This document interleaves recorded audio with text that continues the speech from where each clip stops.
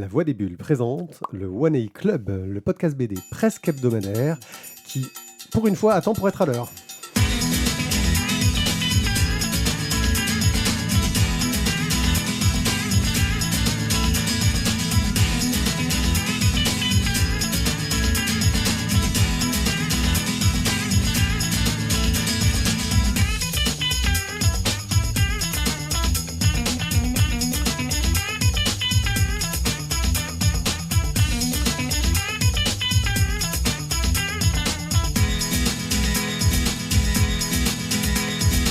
Coucou les gens, bienvenue au One A Club, le podcast qui a décidé pour une fois qu'il allait pas pouvoir être en live vu que ça déconne et d'essayer d'être à l'heure et qui pour une fois était prêt en avance. C'est une sorte de truc de dingue, une sorte de démon interne. On aime bien faire les choses pas comme on fait d'habitude. Vous vouliez de la clarté, c'est ce soir. Mais nous allons parler de bande dessinée. Et ce soir, c'est un programme très particulier car nous avons fait une sélection de bandes dessinées qui sont toutes candidates au coup de cœur. Le coup de cœur, c'est quand tous les membres autour de cette table qui ont lu l'album disent « Ouais, cet album, il est top, on lui met un coup de cœur. » Sauf lui. Sauf lui. Non, parce que sinon, c'est pas un coup de cœur. Commence pas. Si je le mets pas, c'est pas un coup de cœur. Couché. J'ai oublié ma machette pour menacer Thierry. Donc là, en gros, on va tous pouvoir s'entretuer Ouais, y a pas parce Guillaume. qu'on est tous candidats au coup de cœur. Oui, y a pas Jérôme. Voire même pire. Ce soir, souvent, c'est les gens qui n'ont pas proposé la BD qui ont proposé le coup de cœur. Ce qui est une chose qui est assez rare. Et on va commencer avec... Ça s'appelle des pots de vin. Oui, c'est ça. On va commencer avec j'ai pas eu moi. Guillaume, qui va nous Bois parler ton de coup de quoi? bide. Salut Guillaume. Alors moi ce soir je vous parle des guerres de Lucas. Des guerres de Lucas. On enchaînera avec Thio, qui a encore du lourd. Frontière. Je crois que t'as fait plus lourd que Thierry. Non, elle est cette plus fois. grosse, mais elle est moins lourde. Ouais. Ah, pardon, c'est de la BD. Bon, mais je vois qu'on est toujours aussi Donc au même Frontière, niveau. c'est une bonne BD de SF. Ouais. On va enchaîner avec Tizak. Tu vas nous parler de... Bonsoir, de la petite lumière. Moi, je vous parlerai de La Marche Brume. Et je finirai par vous faire un petit œil sur Scott Pilgrim Take Offs, la série Takes Off, oui, pardon, excuse-moi. Hein. La série qui vient de sortir sur Netflix. Père Noël, si tu croises la hotte de Pierrick, n'hésite pas à lui offrir Babelio ou un truc qui permet de Et je faire vous Babylone. emmerde. Donc, sur ce... Pour parler à on sa peut place, c'est continuer. Dragon Naturally Speaking. C'est vrai, Voilà, c'est vrai. En plus, il sait même Je pas. crois qu'en fait, il te disait juste va te faire cuire le cul. Ah, ça y est, il a déjà placé au Ouais. bout de 2 minutes d'émission. Il y Waouh a de la maîtrise, il y a de la Bon, allez, on maîtrise. peut commencer. Les guerres de Lucas, scénarisé par Laurent Hoffman et dessiné et colorisé, mais pas beaucoup, mais colorisé quand même, par Renaud Roche chez Demand Éditions. Genre, il a rien branlé, le mec. 90. Ouais, il a colorisé, franchement, il s'est pas Alors, foulé, quoi. Voilà, Il y a c'est pas sympa, c'est super. Non mais écoute, il a fait ça bien comme il faut, il a mis en couleur où il fallait mettre en couleur et J'ai pas pas là dit le où il contraire. ne fallait J'ai pas. dit le contraire. Je veux dire, ça suffit quoi, la couverture est Alors, très très bien. Couleur niveau CP, hein, désolé, voilà. Travail Super, incomplet. dis-moi, c'est bien, c'est la bienveillance, toi, c'est Noël. Hein. Ouais, Voilà, c'est on est- Noël. Ouf. Les guerres de Lucas, le pitch est simple, hein, j'ai envie de dire. L'idée, c'est de raconter en BD toutes les galères et toutes les misères et toutes les choses improbables qu'a pu rencontrer Lucas lors du tournage du premier Star Wars. Enfin, pas parle dans de la chronologie, mais dans le tout premier Star Wars de l'histoire. On parle de George. Oui, Et puis ça commence même avant, parce que ça commence de ses débuts de cinéaste quand même. oui, tout à fait. Bon, enfin, bon, bref. Et puis tous les copains qu'il a autour de lui. Tout ça. Donc l'idée, c'est effectivement de parler des débuts de George et notamment à travers donc le Nouvel Espoir. Et donc, on va. Alors, j'avais déjà entendu parler de plein de choses, j'avais déjà vu des documentaires, etc. Mais je sais pas, là, ça a été fait de telle façon. Enfin, ça a été un peu mis en scène, un peu enrobé en mode BD. Bien que ça ait été documenté et que l'idée soit de raconter des faits, c'est quand même. Justement avec la mise en scène BD qu'on a par-dessus, ça amène un petit côté justement feuilletonnant, sympa à lire, assez divertissant. C'est pas juste de la data qu'on nous balance à la gueule comme on peut l'avoir de temps en temps dans les documentaires ou dans les BD docu. Et du coup ça descend tout seul, c'est très plaisant, c'est très intéressant. Et on va démarrer donc au tout début. On a des passages sur son enfance pour expliquer que déjà à la base c'était un enfant un peu différent. Et parce que très souvent dans son imaginaire. Et puis après, je peux pas en dire tellement de plus parce que sinon je vais tout vous spoiler. C'est un petit plaisir à découvrir. Il y arrive à le faire, son film, à la fin? Non, finalement c'est quelqu'un d'autre qui le fait. Ah, d'accord. C'est pour ça que c'était pas si mal. Bref, voilà, une BD que j'ai eu énormément de plaisir à lire parce que ben voilà, c'était une fois qu'on rentre dans le vif du sujet, c'est vraiment une succession de pépins, de misère, de conneries et en même temps de petits moments de plaisir et de bonheur et de choses qui se goupillent comme il faut. Enfin bref, je la conseille à tout le monde, moi perso en librairie, je la trouve vraiment excellente. Un petit plaisir sur la dernière planche. Et notamment la dernière case. Voilà, on a tout ce qu'il faut. On apprend un peu à connaître Lucas. Et je trouve ça vraiment. Ouais, c'est celle-là. Ah non, je pensais à l'avant-dernière. Autant pour moi. À chaque fois, je me fais. À voir par les dernières cases, parce que La dernière est déjà très bien. La dernière est très très bien. Oui, mais je pensais à l'avant-dernière page. Pardon. Vas-y, tourne les pages pour montrer les pages aux gens qui nous écoutent. Non, justement. Vas-y, Ti. Alors, ton moi j'ai opinion. trouvé que c'était quelque chose de juste génial parce que c'est extrêmement bien synthétisé. C'est l'avant-dernière, pardon. C'est l'avant-dernière. C'est extrêmement bien synthétisé. Et on a plein de choses, c'est-à-dire qu'on a l'enfance de Lucas, on a sa vie de couple, on a ses amis, on a les galères dans la construction du film, mais scénaristiquement parlant, mais aussi techniquement parlant, la création d'ILM, comment ça a été fait avec des bouts de ficelle, comment ça a été fait avec des bras cassés aussi, toutes les problématiques qu'il y a pu y avoir aussi avec la partie production, le financement. Après, il y a des bras cassés, il a quand même su s'entourer quand même. Hein. Donc il avait sur ILM en l'occurrence, il avait une super tête pensante et l'équipe d'en dessous, bon c'était des geekos mais qui étaient trop jeunes, qui n'étaient pas assez pro quoi. Et après il a voulu monter un truc de nulle part qui n'existait pas avant, il n'y avait aucun modèle. Bien sûr, non mais modèle ou pas modèle, c'est juste que tu mets des gens qui bossent ou des gens qui bossent pas. Là en l'occurrence c'est des gens qui n'ont pas bossé. Ce que je veux dire c'est que tu pouvais pas savoir vu que personne n'avait jamais fait ça avant. Ils n'avaient pas bossé avec eux. Non, au-delà de l'aspect technique, c'est juste travailler quoi. Et là les mecs ils étaient à l'arrêt alors qu'il y avait des super deadlines. Bref voilà, donc je trouve un bouquin qui est extrêmement complet. Ça touche à tous les aspects de la création de ce film-là, mais d'un film de manière générale, mais de ce film-là en particulier, de cet univers-là, et justement de toutes ces premières fois, parce qu'il y a énormément de premières fois. C'est la première fois pour Lucas, mais c'est la première fois techniquement, c'est la première fois, etc. Et puis les rencontres aussi avec les acteurs. Pour certains, c'est aussi des premières fois. Pour beaucoup d'ailleurs, c'est les premières fois. Et voilà, tout ça, il y a un côté très charmant, très, très mignon dans la façon dont c'est raconté. Effectivement, c'est pas du tout le docu un peu lourdingue. Et c'est vraiment un bonbon. Donc, gros coup de cœur. Thio ? Non, vas-y, toi d'abord. Ouais, moi d'abord.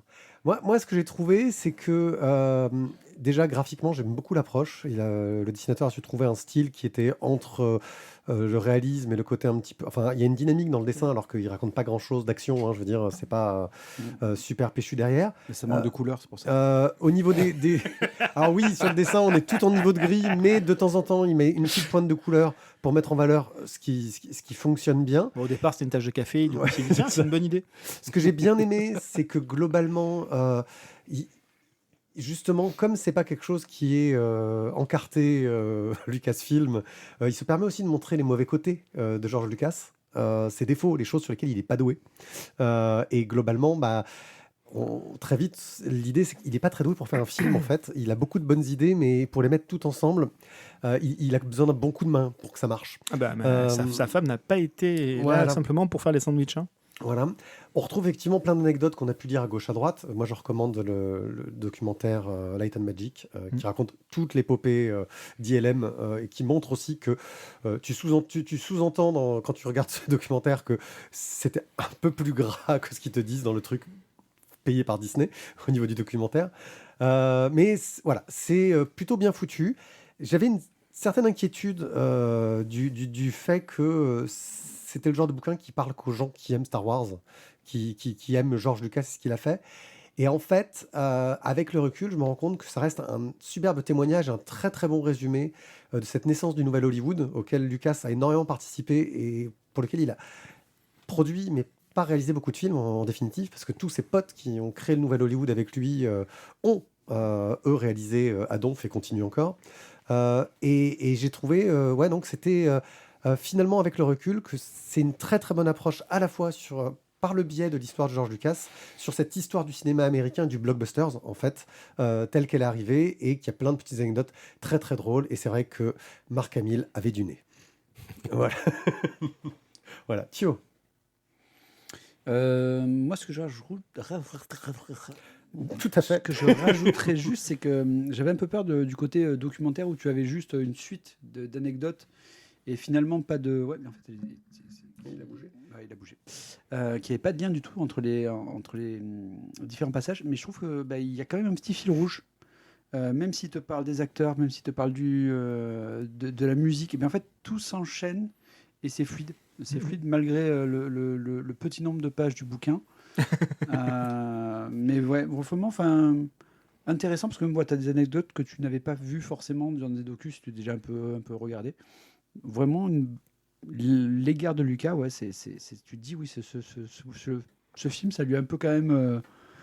C'est un gros bébé qu'il a porté C'est un longtemps. gros bébé Et... qu'il a porté longtemps. Et même, il a payé de sa personne, quoi. Oui, et puis qui a marqué aussi toute l'histoire du cinéma, donc qu'on aime ou pas le genre, etc., c'est un monument. Alors, Et puis, ce qui est beau aussi, c'est la façon dont son entourage a accueilli le film et cette réalisation-là, et ce petit génie-là aussi, quoi. Et puis la franchise dont il savait faire preuve aussi, quand il le démontait de temps en temps, et parfois à raison. Voilà. Bref, coup de cœur. Voilà. Donc voilà, c'est le défi. Qui avait le premier proposé le coup de cœur? Je crois que c'est Jérôme qui n'était pas là. crois que Et comme Jérôme n'est pas là, et ben dans ce cas-là, on met pas de coup de cœur juste pour le faire chier ou. Non, mais je crois que c'est moi qui ai mis en premier. Ah, ok. Je vois que si noté Guillaume me mettrait bien un coup de cœur. Il y a deux personnes qui n'ont rien noté, c'est moi et Thio. Moi, il est déjà en coup de cœur à la librairie. Hein, donc moi, j'en je l'ai- mettrais- J'ai oublié voilà. de le noter, mais Moi, de fait, quoi. à la fin du bouquin, si, tu l'as noté en coup de cœur. Moi, à la fin du bouquin, j'en aurais pas Dans le mis. bon sens, c'est Maintenant, avec le recul, je me dis que oui, il le mérite. Thio.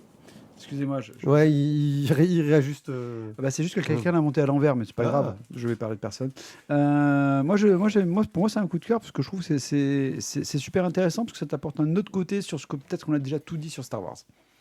Et donc, les guerres de Lucas, notre première victoire au championnat des coups de cœur hivernal. Mais cela va-t-il se poursuivre? Non, C'est suspense. non, ça va trancher. ça. Aïe. On va parler de Frontier, qui est scénarisé, dessiné et colorisé par Guillaume Singelin chez Rue de Sèvres pour 21,90 €. Et c'est donc Thio qui va nous en parler, mon cher Thio. Attends 2 secondes, je cherche le pitch parce qu'en fait, je l'ai plus en tête. Ouais, voilà. Ah oui, là, t'as tellement Ah ouais, bien mais préparé que même pendant qu'on parlait, t'as pas vérifié. Alors, c'est l'histoire d'un livre qui est un peu gros et un peu lourd. C'est ça, c'est un gros livre. On dirait un livre qu'a choisi Thierry. Bah, ça en fait deux déjà. Déjà, c'est un livre qui est fait que par une personne. Oui. C'est-à-dire que du Et coup, c'est en ça que ça pourrait être aussi un de mes livres. un tel livre. Non, mais c'est ça. Mais en plus, du coup, le gars, il a fait même la couleur, quoi. Ça, c'est le plus dur d'ailleurs. Donc, bon, la Terre, elle suffoque. Il y a plus. Les êtres humains ont été obligés de partir donc dans l'espace et dans tout le système solaire pour survivre et aller donc au-delà, donc à la fameuse frontière. Et on va suivre en fait donc trois personnages qui vont.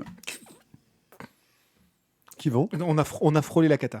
On a frôlé la cata, vous étiez en direct. Ceux qui ont vu, ceux qui n'ont pas vu. Plus tant pis. personne. Le live Et, marche pas.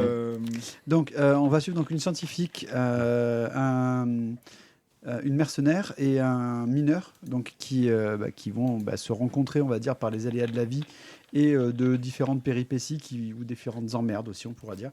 Voilà, ce petit récit d'aventure va nous permettre de faire à la fois de parler de l'humanité au sens large, qu'est-ce qu'on va devenir une fois qu'on aura flingué la planète.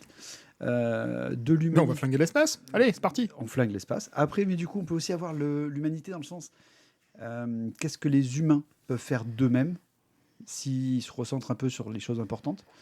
Et j'ai trouvé, voilà, ce bouquin de SF, il est au label 619, il a un petit peu de tout. Il a à la fois le côté science-fiction, on est dans l'espace, on est sur du dessin un peu chibi mignon, quoi, avec des petits personnages, mais moi, j'ai vraiment accroché au dessin, aux couleurs, parce que là, il y en a. Allez, la couleur. oui. Voilà, donc c'est vraiment un beau bouquin qui ne parle pas que de science-fiction. Alors certains vous diront peut-être autour de cette table que c'est un peu long, mais Des esprits chagrins. des esprits chagrins. Ben ça, il y en a toujours, de toute façon, qui sont comme ça. Mais voilà, moi je plus sois totalement sur un coup de cœur. Sans doute, voilà, la meilleure BD de SF que j'ai eue cette année.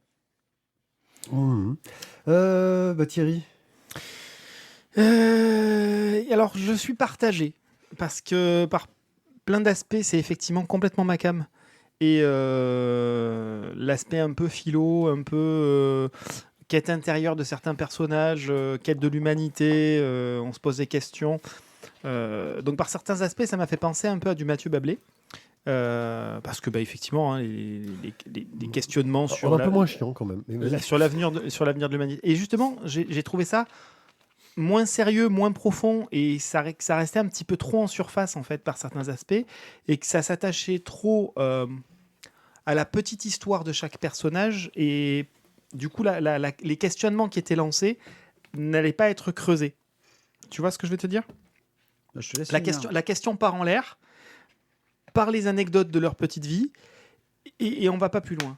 Et c'est ça qui m'a un peu embêté, c'est-à-dire que si c'était resté que sur les personnages, peut-être que j'aurais trouvé ça moins le cul entre deux chaises, on va dire. Tu vois ? Mais c'est un bouquin sur lequel on passe un bon moment. Moi, je l'ai fini avec cette petite note un peu de déception, mais au final, en y repensant, non, c'était chouette, c'est bien réalisé, c'est bien raconté, il y a plein de super trucs. Au niveau du dessin, il y a un boulot de dingue, après on accroche ou pas au style graphique, mais il y a un boulot de malade, que ce soit sur le dessin, les détails, c'est pour ça aussi que ça m'a fait penser à du Bablé, parce qu'il y a un soin dans le détail, dans la quantité d'informations dans chaque case qui sont assez monumentaux. Donc voilà, c'est une bonne BD qui peut effectivement franchement plaire. Moi, j'y ai pas trouvé mon content à 100%, mais c'est une belle réalisation. Guillaume. Eh ben, écoute, moi justement, c'est justement le côté où on n'est pas allé hyper en profondeur, comme tu dis, que j'ai aimé, c'est que on avait une bonne BD de SF. On est parti sur tout un tas de questionnements plus ou moins classiques en SF. Et moi, ce que j'ai aimé, c'est ça, c'est que l'histoire, en fait, était plutôt centrée autour des personnages, donc on était plus en mode aventure. Et finalement, c'est, tiens, prends les questions, lève-les, réfléchis dessus si t'as envie, ou juste apprécie le moment. Et moi, c'est ça qui m'a plu, c'est que pour une fois, tu vois, on peut soit se creuser le cerveau et aller plus loin avec lui, soit juste apprécier la balade. Et je trouve que c'était vraiment sympa comme façon de faire et comme approche. Et d'autant que voilà, avec le dessin, ce côté un peu chibi, justement, tout mignon, ça amène énormément de douceur. Et du coup, moi, j'ai alors que vraiment le monde est très dur, hein. super balade, quoi. J'ai vraiment beaucoup aimé ce bouquin. Ça m'a fait super plaisir de le lire. Ça fait des mois que toute l'équipe me dit lis-le, il est trop bien. Parce que chez nous, il est en coup de cœur depuis qu'il est sorti. Et puis là, je comprends pourquoi ça leur a plu, quoi. Petit pied. Moi, voilà, j'ai jamais lu de Guillaume Singelin. J'en avais beaucoup entendu parler. J'ai entendu parler de son précédent album qui, paraît-il, était génial, qui traitait de syndrome post-traumatique après les guerres et compagnie, et qui avait un dessin qui, justement, me semblait totalement en décalage avec le sujet. Et celui-là, j'en ai beaucoup entendu parler. Je veux dire, tout le monde en parle. Je veux dire, tout le monde dans la presse, ils en parlent dans tous les sens. Je crois que c'est un des rares trucs qu'on a entendu, qui est Angoulême, qu'on ait lu. Je crois que c'est le seul. Je sais même pas s'il y est, en fait. Mais bon, bref, moi j'ai. Il est dans la sélection Ouais, France Bleu. Oui, mais ça, ça, on est corrompu pour la sélection France Bleu. Et donc, déjà graphiquement, j'ai adoré le style graphique. Je trouve que c'est une approche chibi, voilà, c'est le chibi, etc. Mais qui cache une profondeur qui permet de marquer les expressions des personnages de façon très simple pour montrer leurs sentiments, leurs expressions, leurs sentiments de solitude souvent. C'est un sujet qui apparaît beaucoup dans ce livre-là. Qui, quand on est dans le vaisseau, est hyper détaillé sur les décors, les petits détails, les petites touches. Il y a un petit côté Jove Darrow. Je ne sais pas si vous voyez Jove Darrow, qui a fait des trucs avec Frank Miller, qui est du genre à mettre des tonnes de petits détails dans ses planches. C'était un des caractères designers de Matrix, d'ailleurs. Un truc de fou. Mais dès qu'on arrive dans l'espace, on est dans l'espace, quoi. C'est immense, c'est grand, c'est beau. Et ça marche super bien. Et moi, ce que j'ai apprécié, c'est ça, c'est de suivre comment ces personnages qui ont chacun leur destin, leurs problèmes, leur détresse, finissent par se croiser, parce qu'au début, on a quand même un groupe vachement séparé, où on se demande, mais comment est-ce que le mercenaire va se retrouver à traîner avec la scientifique blasée, parce que la corpo a corrompu ses idées de recherche, alors que l'autre, c'est le mercenaire qui bute pour l'argent sans se poser de questions. Et ils arrivent à faire que justement tous ces personnages se retrouvent à la frontière pour se dire que peut-être qu'ils peuvent réussir à construire quelque chose ensemble, chacun avec leurs problèmes, leurs faiblesses. Et on a une ESF avec un peu d'espoir, ce qui est assez rare en fin de compte à notre époque. On a beaucoup de choses qui sont très très très tristes, très pessimistes. Là, il y a une forme le monde est pas joyeux, mais il y a une forme d'optimisme sur le fait qu'il y aura toujours quelques personnes qui essaieront de faire que les choses iront mieux et la vie vaut d'être vécue grâce à ça. Voilà, je suis resté totalement sous le charme. Ça m'a donné envie de lire tous les livres de Guillaume Singelin. Je ne sais pas à quel point les autres sont aussi réussis. Voilà, moi j'ai vraiment totalement adoré. Mais j'ai l'impression que voilà, il y a une voix triste autour de cette table et qui se venge de tous les coups de cœur qu'on lui a volés. Est-ce ça, Thierry? Et c'est là que vous voyez, il y a des gens qui sont plus grands que ça et qui acceptent de donner des coups de cœur. Parce que certains, quand ils sont à 99,8%, refusent le coup de cœur. Et il y a des gens, quand ils sont à 80 ou 90% et que l'entourage est à 120%, ben, ils acceptent de donner le coup de cœur. Je reconnais bien là ta mesquinerie, donc je te l'accorde. C'est égal à toi-même. Donc c'est un nouveau coup de cœur pour Frontier. Comme vous le savez, notre émission survit comme elle peut grâce au soutien. D'ailleurs, s'il vous plaît, on vient de jeter 2 câbles parce que les câbles, ils faisaient cric dans les micros. Grâce à nos soutiens de nos podcasteurs, de nos tipeurs, pardon, qui sont Matt Descaches, Chevaux, Noirloff, Stéphane, Cobal et Boob. C'est le meilleur moyen de nous soutenir, c'est nous offrir un verre par émission, par exemple, ou un café. Je veux dire, je sais que le café est de plus en plus cher. Vous pouvez mettre un demi-café, ça nous suffit, s'il vous plaît. J'ai trouvé du café en promo aujourd'hui. Voilà. Bref, tipeee.com/La Voix des Bulles, c'est le meilleur moyen de nous soutenir. Sinon, vous pouvez directement nous envoyer des cadeaux, ça nous fait plaisir aussi. On prend tous les mugs. Voilà, ma fille, dans le dernier podcast, une des premières choses qu'elle a dit, mais il pourrait nous l'offrir, le livre, les gens. Je trouve que les idées sont bonnes. Voilà. La vérité sort de la bouche des enfants. Oui, tout à fait. Voilà, petite note quand même, si vous nous suivez via les flux sur les émissions, pour nous écouter, il y a plusieurs façons, parce que vous n'êtes pas obligé d'écouter toutes nos émissions. Vous pouvez écouter Canaille BD, vous pouvez écouter la Splash Page, les vieux numéros. Vous pouvez écouter le One A La Splash Page, souvenez-vous. Le One A Club qui là est un peu plus régulier. Mais si vous voulez tout écouter, il faut que vous recherchiez le flux de La Voix des Bulles. On est disponible. Je te rappelle que la dernière fois qu'on a contacté un auteur, Ouais. il nous a jamais Il répondu. nous a jamais répondu. Donc voilà, on essaye, mais des Un nom. fois, Moi, je veux un nom. Bah, on va parler de cet auteur dans une des prochaines émissions. D'ailleurs. Voilà, donc merci à vous de nous écouter en tout cas et de parler de nous autour de vous pour dire qu'on est quand même bien meilleur que tous les autres podcasts BD, même s'il y en a des très bien que je les déteste, mais quand même on est meilleur qu'eux. Voilà. Jamais les premiers. Petite lumière, dessinée, scénarisée, colorisée par Gregory Panaccione, d'après Antonio Moresco. Chez Delcourt pour 27,95 €. Bah, tu vois, t'es meilleur en italien. Mais je sais totalement. Alors, on va se retrouver au beau milieu des montagnes un peu luxuriantes. On est vraiment très haut. Un hameau abandonné, un hameau totalement désert et un vieillard qui est venu s'y planquer, finir sa vie, il est venu disparaître. Il est seul, c'est le seul habitant dans ce hameau. Et bon, il aime bien, quand le soleil vient de s'effacer derrière la ligne des montagnes, là, observer toutes ces lumières qui s'éteignent, le jour qui lui-même s'éteint, il n'y a plus rien. Il est là, il est assis dans un fauteuil, il contemple ce spectacle naturel absolument magnifique. C'est ça. Il n'y a aucun signe de vie humaine. Mais chaque nuit, Fort les cigales. de l'autre côté de la vallée, sur le flanc de la montagne, une petite lumière s'allume. Qu'est-ce que ça peut bien être? Qui est là-bas? Qui allume cette lumière? Est-ce que c'est simplement un réverbère? Est-ce que c'est un reflet? Est-ce qu'il y a quelqu'un qui habite en face? Bref, quel est ce mystère? Et donc notre petit vieillard va gentiment aller enquêter là-bas. Je vous en dirai un petit peu plus dans quelques secondes.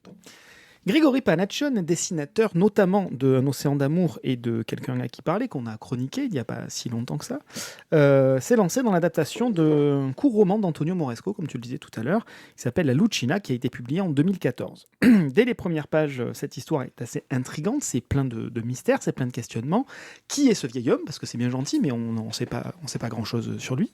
Qui vit là comme un ermite abandonné au milieu de nulle part dans un hameau. Quelle est cette petite lumière qui scintille tous les soirs sur le flanc de la montagne? D'où sort ce chien aux pattes ensanglantées? Et oui, il y a un mystère. On commence un peu comme une espèce d'enquête. Et le lecteur n'aura pas de réponse à toutes ces questions. Par contre, il va découvrir petit à petit qui est caché derrière cette lumière. Un enfant. Je n'en dis pas plus. Lui aussi seul. J'en dis pas beaucoup plus. Et au fil du temps, il va y avoir une relation forcément qui va naître entre ces deux protagonistes. Et c'est là que tout le sel de ce livre est contenu. L'écriture est subtile, l'écriture est poétique, qui mélange jusqu'à la fermeture de l'album des mystères qui resteront pour certains scellés. Les amateurs d'histoire rationnelle risquent d'être franchement frustrés. Par contre, ceux qui aiment laisser libre cours à leur imaginaire, apporter leurs propres interprétations, eux, pour le coup, vont être comblés. Et là, tu me montres une Fiat Panda de l'époque. Ça, c'est le mystère d'ailleurs. Je trouve. C'est l'un des mystères. Fiat Panda Comment qui est-ce qu'elle roule encore? En même temps, en montagne, t'en trouves toujours parce que c'était l'une des rares qui a été 4x4 à pas cher. C'est vrai. Graphiquement, Grigory Panachon a pris plaisir à dessiner de grands espaces avec une nature sauvage envahissante. Les scènes de nuit en pénombre dans la maison sont vraiment exceptionnelles. Une belle maîtrise des lumières, des clairs-obscurs. Nombreuses pages sans texte. Une narration graphique qui est vraiment posée, qui est vraiment là, et qui laisse le temps à nous, lecteurs, de contempler les paysages, mais aussi de se laisser porter par ce temps sourd de non-bruit. Voilà. Et donc voilà, on est nous aussi happés dans le même cheminement que le narrateur dans cette histoire. Donc du beau, peut-être pas complet aux yeux de tout le monde, forcément ça pourra laisser des frustrations, mais un très bel ouvrage qui joue vraiment sur la corde sensible. Bien. Guillaume. Eh bien, alors, je n'ai pas grand-chose de plus à ajouter. Je peux dire qu'il y a 248 pages. Et qu'il pèse. Il pèse 2,3 kg. C'était un beau bébé. Voilà, tu vois. Bref. C'est présenté en siège et on a été obligé de la coucher par voie haute. Bref. C'est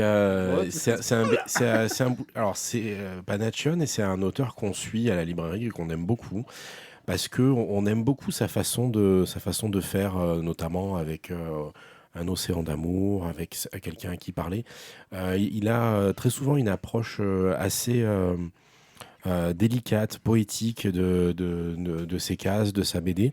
Et c'est quelque chose qui nous touche beaucoup, nous. Donc c'est un bouquin qu'on a lu dès qu'on l'a reçu et qu'on a immédiatement mis en coup de cœur.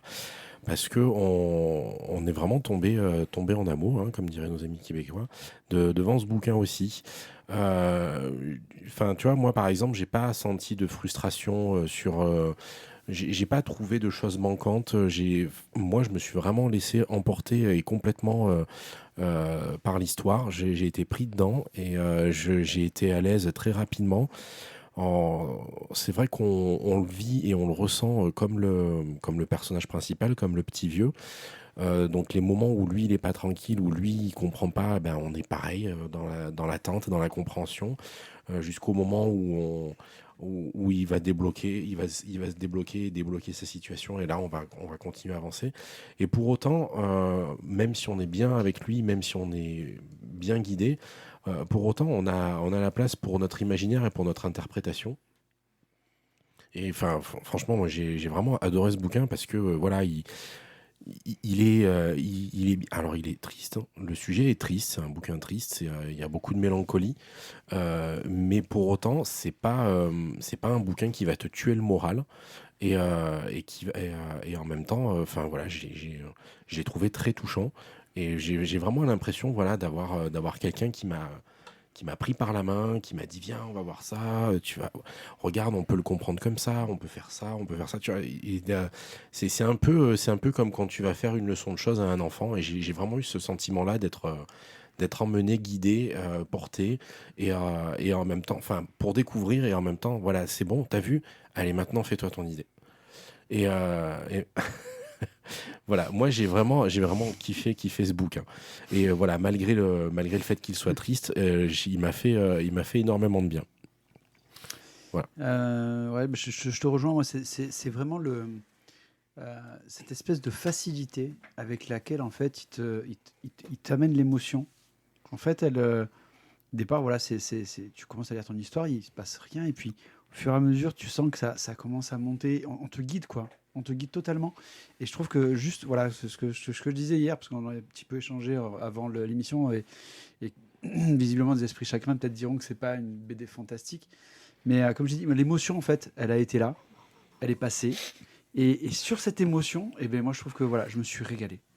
Après, au bout d'un moment, tu cherches des détails, parce que tu commences à, quand tu dis, tu te fais ton idée, et tu cherches des détails justement pour dire, est-ce que c'est à ça qu'il faut que je pense? Est-ce que le questionnement, en fait, le mystère, tu cherches à le résoudre. Voilà. Moi, j'ai fini le bouquin hier soir. J'étais tranquille au coin du poêle en attendant 15 furies qui rentraient chez moi et qui allaient parler fort toute la soirée. Et ben, j'ai été, mais voilà, le petit gamin que vous avez vu sur la photo, c'était moi, parce qu'en fait, j'ai fini, avant que tout le monde arrive, j'étais un peu bouleversé, en fait, dans le truc, et je me suis régalé. Vraiment.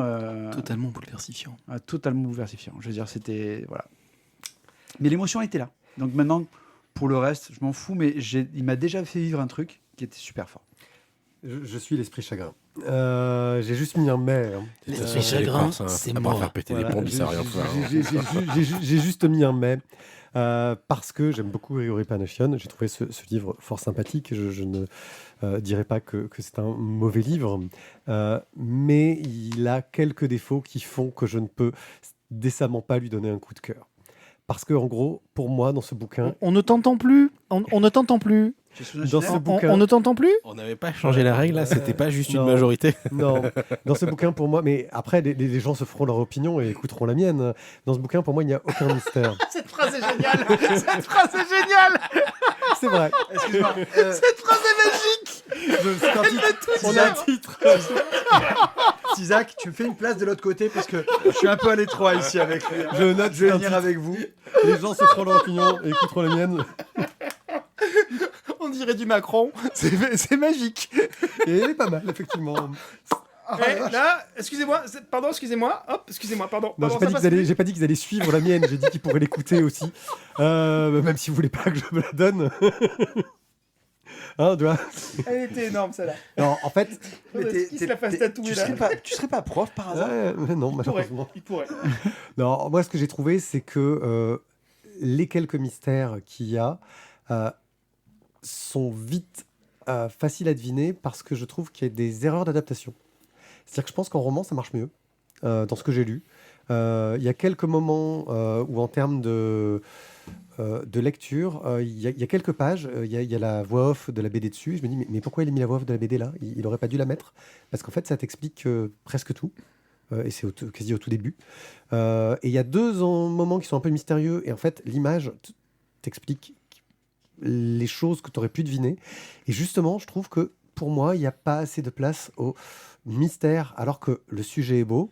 Et donc, étant donné que les deux choses qui sont un peu les sortes d'intrigues principales de l'histoire, je les ai comprises très vite, et pas parce qu'il y avait des indices, en fait, qui étaient pour moi un peu trop flagrants. Le seul mystère qui me restait pour moi, c'était qui était ce vieux, et j'ai eu aucune réponse. Et ça m'a en plus créé une déception. Donc en même temps, c'est pas un mystère, c'est juste on s'en fout. C'est un vieux qui est venu faire sa fin de vie ici, quoi. Ouais, mais c'était le seul truc qui m'intéressait à la fin. Parce que ce que je disais, c'est que j'avais compris où il voulait en venir très tôt. Mais Pierrick, excuse-moi juste, c'est que du coup, soit ta vie est ultra triste, soit en fait tout ce que tu vois, vu que tu as choisi, tu nous dis je l'ai vu en premier, je l'ai vu au bout de 2 minutes de film, je l'ai vu au bout de 3 minutes de la série, je l'ai vu au bout de 5 pages. Le de sixième BD. sens, il a demandé à se faire rembourser la place. Bah, je Non, pense. je me suis fait avoir sur Sixième Sens. Je me suis fait avoir. Non, c'est juste que C'est enfin fouf. Non, non, mais justement, je trouve que ce qui aurait amené l'émotion, c'est que je sais pas, je tombe comme vous dans le truc, et moi, ça m'a fait sortir parce que j'ai trouvé que, surtout le premier événement, je vais pas en dire plus, était un petit peu trop, euh, il aurait évité une demi-case, enfin, il aurait évité une ligne de texte, et ça se tient à peu de choses, hein, et je pense que je serais mieux tombé dans le bouquin. Parce que j'ai lu cette ligne de texte et ça m'a fait me concentrer sur un point de l'image parce que cette ligne de texte voulait dire quelque chose. Et c'est un point de l'image, si j'avais pas eu la ligne de texte, je serais passé à côté, j'aurais continué à lire. Bref, ça reste un bon album, je comprends tout à fait vos arguments, mais voilà, moi ça n'a pas marché. Et Tu t'extrais pas assez de ta propre lecture. Tu vois, là, tu vois, et 80%, 99,9%. C'est ça. C'est ça. Et, tu sais, oui, mais en même temps, quand tu n'écoutes que ton avis, parce que si les autres t'écoutent, de toute façon, ils auront le tien. Ouais, mais non, mais c'est... Faites-vous votre avis, les gens, mais une fois que vous aurez écouté le mien, magique, celle-là. vous en aurez plus d'autres. Si un jour tu fais une thérapie, ressors là, celle-là. Vous n'avez pas compris ce que je voulais dire, mais je vais pas... Ça dépend si tu veux qu'elle dure ou pas. Hein. Si tu veux qu'elle soit courte, sincèrement, on la sort pas. En même temps, ça donne des clés. Là, pour le coup, tu vois, la demi-case, elle est là. Bien, donc c'était La Petite Lumière de Grégory Panaccione d'après Antonio Moresco chez Delcourt pour 27,95 €. Bon, bref, ça a eu un coup de cœur quand même à 3 sur 4. Ah oui, mais c'est un très joli score. Hein. C'est comme dans Zelda, vous savez, vous avez des quarts de cœur. La Marche Brume numéro 1 de Stéphane Fert, au scénario, au dessin et à la couleur chez Dargaud pour 21,50 €. Faudrait que tu me le passes d'ailleurs. Oui, je te le passerai tout de suite après. Mais non, parce que tu en as besoin pour le montrer à la caméra pour les gens si qui je peux me verront permettre. le YouTube. La Marche Brume, en gros, ça va commencer par une poursuite de personnes qui sont poursuivies pour protéger un bébé. Une poursuite dans laquelle les gens sont Pour- poursuivis Bah, par des pour poursuiveurs. protéger Et un les poursuivants bébé. sont pas bien Vogel, poursuivis. s'il vous et du plaît, coup, merci. Il y avait un garde qui n'est pas vraiment sur ses Et donc, gardes. Les poursuivants, c'est pas la même chose que les poursuiveurs. Non, c'est poursuivi. Non, ça c'est au Quidditch. Les poursuiveurs, c'est au Quidditch. Ah oui, c'est ça. Bon, essayez de suivre un peu. Ou de poursuivre. Ouais. Tu poursuis Et donc, le bébé est sauvé. On se retrouve quelques années plus tard et on voit que ce bébé a été adopté par une famille, enfin une communauté de sorcières qui l'ont élevé. Cette jeune fille s'appelle Tempérance, mais pourquoi elle était poursuivie? Car elle est ogre, c'est une ogresse, et que les humains voulaient la buter. On est dans un monde médiéval à tendance post-apo. On voit qu'il y a eu un grand drame qui a eu lieu et qui serait lié à une brume qui aurait envahi le monde et qui aurait commencé à le détruire. Et les gens ont réussi à trouver des endroits où ils sont à l'abri de la brume et où ils arrivent à lutter contre la brume. Mais malheureusement, la brume revient, tout en même temps que les poursuivants qui couraient après la jeune fille pour se venger et essayer d'exterminer cette ogresse qui, pour elle, elle est pas bien. La brume revient et bien sûr, cette ogresse va avoir un lien mystique avec et on en apprendra sans doute beaucoup plus dans les tomes à venir car c'est un premier tome. Stéphane Fert, c'est un auteur qui déjà moi me parle beaucoup pour son côté graphique. Son dessin, en fait, j'adore. C'est beau, il y a un travail sur des tons de couleurs où il adore jouer avec les gris, les roses, les mauves, dans des mélanges que je trouve sublimes. Là, il va aussi jouer parfois de temps en temps sur les côtés de lever de soleil, enfin des trucs, des scènes de flammes, etc., qui en jettent. Il y a un style, une façon de faire ses dessins, de composer ses planches aussi, qui marche super bien. Ça se lit, mais c'est très très simple. Simple, très Très facile, fluide. très fluide, voilà, très fluide au niveau de la lecture. C'est un grand bonheur là-dessus. Il y a aussi ces thématiques que j'aime bien, parce qu'il va souvent sur des thématiques très Thématique féministes. de la citrouille. Ouais, non, mais très féministe. Oui, la citrouille est bien présente là-dessus.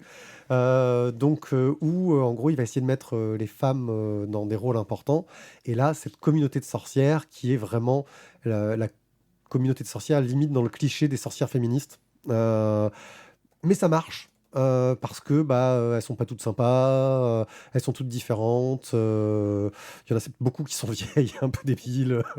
Donc t'as une communauté qui est sympathique et des ennemis qui ont l'air tout aussi intéressants, parce que même si tu sens qu'il y en a une partie qui sont des gros connards, tu vois que parmi eux, il y en a juste qui pensent que c'est peut-être le moyen d'empêcher que ils meurent suite à cette brume qui envahit le monde.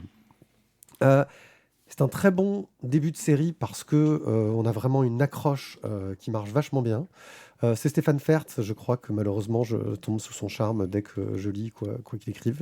Voilà. C'est un peu mon chabouté. Et voilà, moi j'ai adoré ce début de série. Ça apporte beaucoup de choses. J'attends beaucoup de choses de la suite. J'ai peur d'être déçu par la suite, mais en tout cas j'ai adoré ce tome 1. Et vous? Comment dire? 80%. Moi, je suis à 88 parce que la citrouille, je la digère mal. Non, alors moi, il y a quand même une des sorcières qui m'a quand même fait beaucoup penser un petit peu aux Annales du Disque Monde, Oui. qui me fait penser à mes Messieurs. C'est celle qui dit tout à moitié là. Ouais, du coup, Les Messieurs du Temps, ouais. ouais, juste pour ça, ouais, j'ai quand même beaucoup. J'ai bien apprécié les sorcières parce qu'elles ont toutes leur petit caractère et ça donne beaucoup de relief aux personnages. Exactement. Après, Il y en a, c'est des bombasses. Il y en a une, c'est une bombasse, mais c'est par magie. Ouais, mais elle triche. En fait, C'est un peu- si c'est tu la vois sans maquillage, c'est pas beau. Quoi. C'est un peu comme la sorcière rouge quand elle lève le C'est talisman, ça. quoi. Oui. Ah merde. Bah non, finalement non. Un bon lancement. Moi, Très bon lancement. j'ai jamais été déçu par Stéphane Fert pour l'instant, donc. Pour rappel, c'est l'auteur de Blanc autour qu'on a chroniqué, c'est l'auteur de Peau de mille bêtes qu'on a chroniqué, c'est l'auteur de Morgane qu'on a chroniqué, Je crois qu'il c'est l'auteur de Quand le cirque est venu. Je crois qu'il était qu'au-dessin sur cela, non? Je crois peut-être Morgane et... Blanc autour, il est au dessin. Ouais, c'est du panneau que au scénar. Ouais, et... Quand le cirque est venu, c'est du panneau aussi. Par contre, Bon. Peau de mille bêtes, je crois que c'est lui. Hein, Morgane Enfin voilà, aussi. donc une bonne BD. Je n'irai pas jusqu'au coup de cœur parce que je vais attendre quand même la suite. Parce que des fois, un lancement c'est bien, mais il faudrait Faut être sûr. Il faut attendre la fin du cycle de 5 tomes pour être certain que c'était. De 45 tomes. Voilà. Ah, moi, je me suis régalé en le lisant. Voilà, soyons honnêtes, je me suis vraiment régalé. Puis, genre, pareil, j'adore son dessin. Donc, je ne peux que plus soyer sur un futur coup de cœur. Guillaume. Eh ben, rien à rajouter, pareil, j'ai passé un excellent moment en fait. Hein. C'est chouette, c'est riche. Mais comme toi, j'attends beaucoup de la suite. Du coup, j'ai peur d'être déçu de la suite. Mais pour l'instant, voilà, c'est une belle découverte. Pour un petit premier tome, plaisir, je trouve ouais. ça génial. C'est très complet. Il y a la mise en place des personnages, du groupe de personnages, de la quête principale, du mystère qui commence à être levé, du mystère du côté des méchants aussi. C'est un premier temps un peu velu aussi. Hein. On C'est- n'est pas ouais, dans ouais, 46 mais pages. Hein. ça aborde quand même plein d'aspects de la boule à facettes. Quoi. Après, c'est la communauté de l'anneau aussi. Hein. Mais c'est ça, il y a un petit côté communauté de l'amour. Bah, De l'amour. de De l'anneau. De l'amour. Communauté de l'amour. Bah, et vu le rite de passage à Ça l'âge va. adulte chez les sorcières, Ouais, ça peut marcher. Hein. Oh. C'est pas faux. Ça va, c'est pas Mamute. faux. Ça va, Mamute. C'est moi, Mamute. hein. Très bien, donc La Marche Brume, le tome 1, qui je sentais la vengeance après la petite lumière. C'est moche, mais hein. je Mais ne voilà, vous en- c'est je ne sûr. vous en ferai- C'est normal. Mais vous êtes petit, vous êtes petit. Non. Mais par contre, ça, Et en plus, il nous insulte. c'est ça, le mec. Par Stéphane Fert chez Non, mais Dargaud. il a grillé l'ampoule de mauvaise foi, donc c'est bon, là, il peut balancer tout ce qu'il veut, ça lui prend plus. À 21,50 €. Ça a tout à fait sa place sous le sapin. hein. Un œil sûr. Et il m'a pas chargé l'image que je voulais pour l'œil sûr. Je comprends pas pourquoi il me fait pas ça. Il m'a merdé. Bon, c'est pas grave. Donc, je vais vous parler de Scott Pilgrim's Takes Off. Scott Pilgrim, c'est une bande dessinée dont on a déjà parlé. tout début. Oui, il y a un moment, ouais, il y a Il y très a longtemps. fort longtemps dans un Ouais, royaume. C'est-à-dire que c'est pas tout récent non plus. Hein. Non, non, c'est de 2003. Hein, Mais c'était les ouais, débuts du podcast, en c'est fait. ça. Enfin, de notre podcast, hein, parce que du podcast en général. c'est pas grave qu'on était Non, là ça au doit. tout Ouais, Dans le enfin, podcast, il est Pourquoi né vous en étiez pas novembre les pionniers 2022. début. On était pas les ouais, c'est ça. Oui, On a tiré des lignes. Scott Pilgrim, c'est un jeune Canadien un peu loser qui vit chez son Enfin, les meilleur Canadiens, pote, quoi. qui vit chez son meilleur pote homo avec qui il partage le lit parce que C'est il quoi galère. Attends, un jeune Canadien un peu loser ça Ouais. Ouais. C'était quoi déjà un euphémisme, rappelez-moi C'est alors Ouais. définition Canadien loser. C'est- C'est un peu loser, ça. C'est l'archétype de la loose quand même, ce mec. Hein. Et qui sort avec une gamine de 16 ou 17 ans, mais il s'en fout un peu. C'est Non, juste 17, parce ouais. qu'elle va bientôt en avoir 18. Ouais, parce il est fan de son groupe. Elle est fan de son groupe de musique dans lequel il joue, qui est un groupe qui s'appelle les Sex Bombs.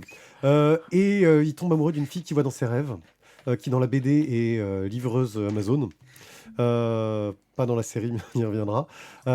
Et il la rencontre pour de vrai. Sauf que pour sortir avec elle, il va devoir vaincre ses 7 ex maléfiques et va s'enchaîner donc toute la série de combats contre les 7 ex de Ramona Flowers, la femme de sa vie. Un film a été fait par Edgar Wright, qui était un film très sympathique, qui allait très très vite sur le bouquin parce qu'il fallait aller très très vite.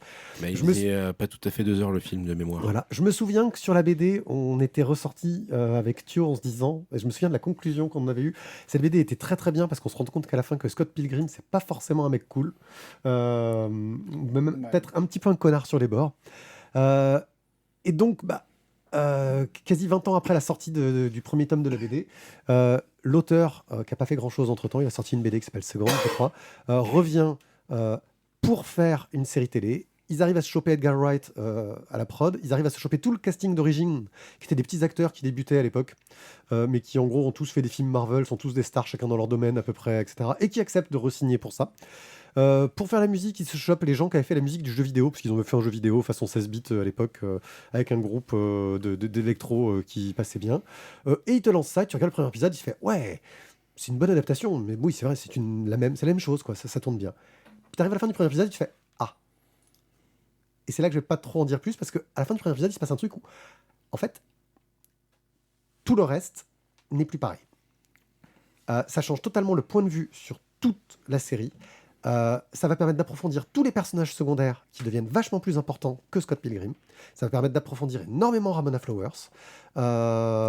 Et... Vous êtes lourd.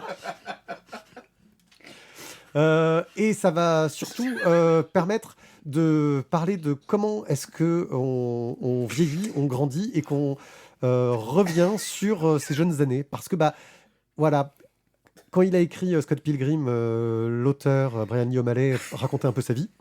Et 20 ans après, sa vie, c'est plus pareil. Et il essaye de continuer à raconter un peu sa vie avec cette nouvelle série. Et il le fait, franchement, je trouve, avec brio. Petit défaut, je pense que cette série télé, qui est vite vue, il y a une dizaine d'épisodes de 25 minutes, ne mérite d'être vue que si on a vu le film ou lu la BD. Sinon, on perd énormément en intérêt. Voilà. Vous avez jeté un œil ou pas, vous Pas du tout. Non, j'ai pas eu le temps. Non, J'ai fait Mais non d'autres plus. trucs, quand j'ai tu regardé m'en as d'autres parlé, trucs, mais pas ça. Ça me fait penser un peu à Cobra Kai finalement. C'est possible. Qui est ouais. une sorte de spin-off, suite plus tard. spin-off, et que finalement celui qui était cool peut-être était pas si cool, et celui qui était un gros con était pas non plus tant un gros con que ça, quoi. Donc enfin, de relativiser les points de vue des fois. Voilà. Ouais. Quand tu l'as décrit, moi ça m'a fait un peu penser à Cobra Kai en fait. Alors Mais- Cobra Kai, c'est la suite de Karate Kid, où on s'intéresse à celui qui perd dans le Karate Kid. Et dans la série, là, on est vraiment dans la conclusion qu'on avait eue. Il approfondit. Il approfondit pas mal. Voilà. Donc moi, j'ai vraiment adoré. Je ne saurais que vous le recommander. Scott Pilgrim's Take Off, sur Netflix, par Brian Lee O'Malley, Ben David Grabinski, qui ont travaillé sur le scénario. Et c'est le Science Saru, le studio qui a fait l'animation. Apparemment, ils sont très connus, même si je ne les connais pas du tout. Eh bien, merci de nous avoir écoutés dans cette émission pleine de choses de qualité. Pas pour tout le monde, forcément, parce que tous les goûts sont dans la nature, surtout les nôtres. Et je continue dans la métaphore filée. Voilà. En tout cas, on espère que vous avez passé un bon moment avec nous.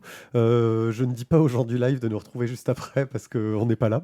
N'hésitez pas à nous suivre sur les réseaux sociaux. Thio traîne sur Instagram, chez la Galerie de Mathieu. Moi, je suis sur La Voix des Bulles ou OneAPI sur à peu près tous les réseaux sociaux qui existent, voire sur Threads à partir de demain, parce que ça ouvre demain apparemment officiellement en Europe. Et bien sûr, sur lavoixdesbulles.fr, où vous trouverez toutes les informations concernant nos émissions. De quoi, je t'entends pas? C'est quoi le nouveau réseau social? Threads. Ça dépend d'Instagram. THREADS. Ouais. Voilà. Moi, je suis Un vraiment fil en français. Sur ce, je vous dis ciao. Ciao, ciao tout le monde. Bye bye. Salut. À bientôt. Et noyeux Joël.